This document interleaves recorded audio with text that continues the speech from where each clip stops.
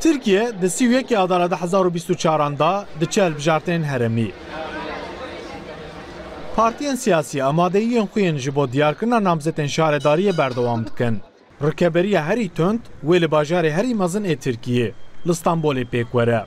Lewra Stenbol bi nüfusa xwe 16 milyonî bajarekî cîhanî ye û ji ber behr û tengava xwe wek paytexta aboriya Tirkiyê ye. Ekrem İmamoğlu'nu 4 senelik icraatlarında çok kısa bir süre. Ekrem İmamoğlu evdemeki Kurt'e şaredariye dike. Ji bo karên baştir bike lazim e li ser erka xwe devam bike. Lewra em bi wî bawerin wê karên baş bike.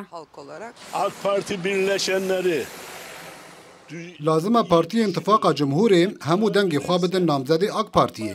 Lewra Murat Kurum kesekî bi tecrübe ye û 5 salan wezîrtî kiriye. 5 yıl bakanlık yapmış bir insan.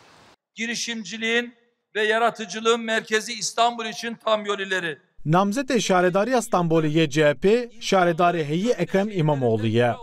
Bi beşdariya serokê CHP Özgür Özel, İmamoğlu bi bernameyekê hat nasîn. Yeniden Ekrem, bir daha İmamoğlu. Namzetê AK Partiyê jî ji aliyê serokê AK Partiyê û Serokkomarê Tirkiye Erdoğan ve hat eşkere kirin. Wezîrê berê yê Hawırdor û Bajarvaniyê û parlamenterê AK Partiye Murat Kurum bu namzetê şaredariya Stenbolê.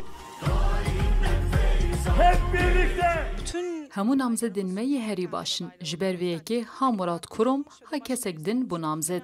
Qet ferq nake. Erdoğan çi bibêje ew e. Lê em bu namzed bûna Murat Kurum pir keyfxweş bûn.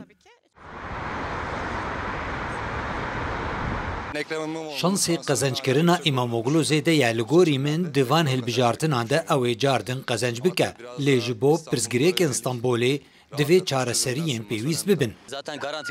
Em ê teqez qezenc bikin. Ji xwe Murat Kurum di dema wezîrtiyê de karên baş kir. Ez wek endamekî AK Partiyê wî gelek diecibînim. Bila ji bo Stenbolê ya xêrê be. Di hilbijartên herêmî yên 2019 da HDP li metropolên Tirkiye namzetên xwe dernexistibûn û namzetê CHP Ekrem İmamoğlu bi saya piştgiriya Kurdan şaredariya Stenbolê qezenc kirbû.